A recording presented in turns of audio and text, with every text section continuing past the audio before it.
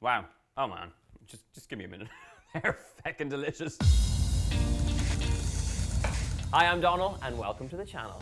I've been creating easy meals that make your life a little bit easier in the kitchen for over 10 years now. But this channel is all about a little slice of our family life and home cooking. I'll be showing you how to get the most out of your kitchen to next level your dishes for maximum flavor. So stick around, hit that subscribe button and let's get cooking.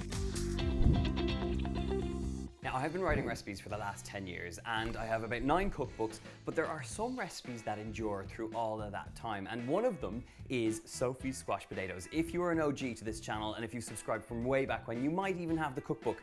This is Kitchen Hero, bringing cooking back home. It was my second cookbook. I looked like a child. I've gone grey since then. But one of the recipes in here, Sofie's squash potatoes, there are a lot of the original recipes that I would have been cooking in our kitchen that we first moved into when we first moved into an apartment together. I actually saw a variation of these on Food Wishes, Chef John's channel recently, and he does a beautiful job of making them crispy. And I have a little tip that I picked up from him that we're going to add to this OG recipe. But it's a really simple one to do, and best of all, you get left with really gorgeously crispy potatoes. So we're going to start off in a pot. We're going to tumble in a whole pile of baby potatoes. Basically, fill this pot up and we're going to cook off the potatoes for about 10 or 15 minutes, just until they are fork tender. You don't want them to be really, really soft here, and you don't want them to take on too much moisture. So the idea is to cook them just until the point that they are fork tender. So once you have that topped up with water, get it straight onto the pot with a little bit of salt. I do think, salting your water as you boil the potatoes, you're going to help to infuse it with a little bit of flavor. This pot now needs to come up to a steady boil, and we're going to reduce the heat ever so slightly, bring it to a simmer, and it's going to simmer away for about 15 minutes, just until it is fork tender, and then we can crack on with the rest of it. Now, while the potatoes are boiling away, we need to talk about the herbs. So I have a little bit of rosemary, and I'm actually going to see what else I have in the fridge, because sometimes I have some herbs that are knocking around that need a little bit of love. I have some dill, but actually it's thyme. And I also have a little bit of sage here. So I'm just going to grab them up, tumble out some of the herbs we have here. What I want to do is create a lovely herb butter that we're going to drizzle over the top of these potatoes before they go into the oven. So I've got rosemary, I've got a little bit of thyme and some sage, and this just needs a nice fine chop. Okay, this is looking pretty good. So essentially what we're making is a sort of melted butter that is infused with loads of herbs and loads of garlic as well. So pop all those herbs nice and finely chopped straight into a little pot. And to this, we want to go in there with plenty of garlic. So I'm going to go about 4 or 5 cloves of garlic here and finely chop them.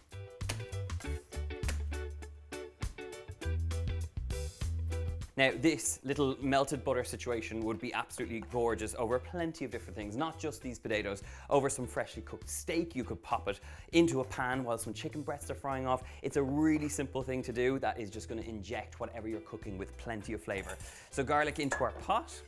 And now, probably the most generous part of this recipe is the fact that we're going to add a really good, generous knob of butter. It's stuck to the bottom of the plate. There we go. So all that butter goes in, and now all that's left to do is to melt this down really gently, allowing the garlic to cook out a little bit and the herbs to be frazzled and delicious into that gorgeous butter. So let's pop it on the heat.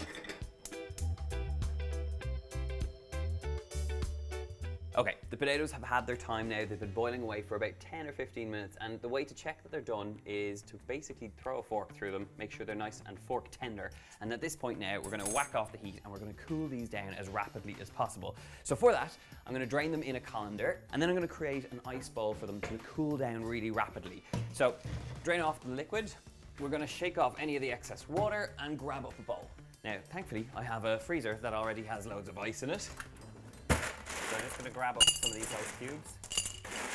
Now look, you don't have to do this, but it really does rapidly cool down the potatoes and it stops the cooking time. So pop them straight into that ice and then top up with a bit of cold water.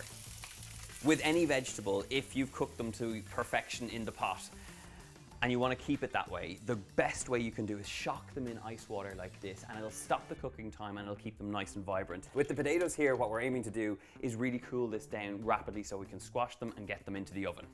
So now they've had a minute to cool, I'm just going to drain them again and then just pop that colander straight back into another bowl, and we're going to bring it over and get into the smashing portion of this recipe video. So for that, we need our baking tray. I have the oven preheated at 200 degrees Celsius. We have that beautiful butter we made up, and I want to grab a little bit of oil as well.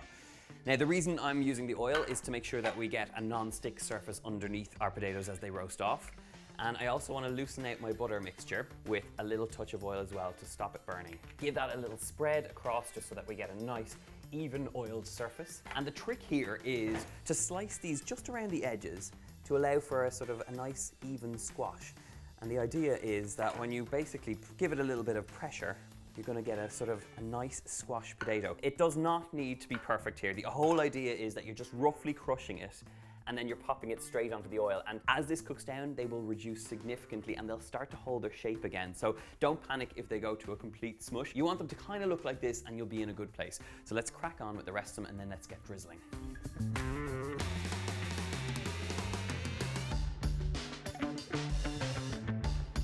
Now, it is a little bit fiddly, and especially if you're doing a lot of these, but the extra mile you go here is going to give you the most incredible potatoes that people literally rave about if they taste them for the first time. So this is pretty much in a good space. I've got a full tray of potatoes here. To be honest, this is probably only going to feed about 3 people. You want a fairly generous amount of potatoes on most plates, so I would say it's like 3 or 4 potatoes per person. Now that we've gone to all that trouble of squashing, it's time to get on there with a little bit of herb action. I've loosened this butter mix out with a tiny touch of oil, and you want a good generous bit of that oily, buttery, herby garlic mixture all over the top of these beautiful potatoes. Already, before these have even gone into the oven, they smell wonderful. Just that herb and butter mixture is absolutely spectacular. Now, it would be an absolutely criminal act not to add a bit of salt and pepper at this point now, so that as these cook out, you get really crispy, salty bites. So plenty of sea salt goes over here.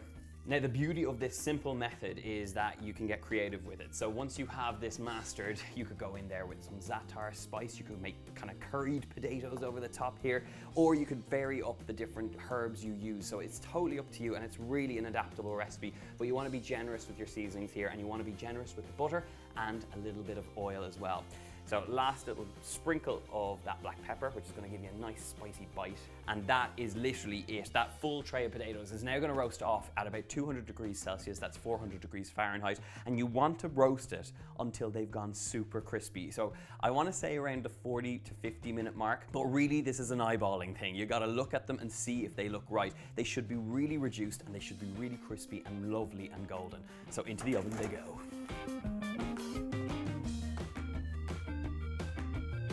Now, I set a timer for about 45 minutes and they were so not done. So I've left them in a little bit longer and just have a look at this. This is where you want them to be. Really crispy, really golden. And basically what you're looking for is for all the moisture to have disappeared and for them to have gone super, super crispy. They look spectacular right now. So I'm just gonna grab a spoon and serve 1 or 2 of these up. They are piping hot, but just look how gorgeous and crispy they look. This is it. You serve these alongside some roast chicken or some steak just pan fried. This is a game-changing potato recipe, so I hope you'll give them a go. I'm going to attempt to pull off like a nice crispy bit. Wow. Oh man, just give me a minute. They're feckin' delicious. Look at that. Really beautiful crunch from the outside of the skins. Super, super hot. There are recipes that I come back to time and time again, and these Sofie squash potatoes are ones that are a bit of a game changer for good reason. You saw how to make them. Now all you need is the recipe. I'll leave it in the box below if you want the full details. Of course, leave me a comment below letting me know if you will try these delicious squash potatoes, and if you have any flavor ideas that you would combine these potatoes with, please let me know. As always, subscribe to the channel and make sure you ring the bell to know when these videos arrive. And until then, I am off to tuck into a large bowl of crispy potatoes that I have no shame in telling you that I'm going to eat all by myself. Goodbye.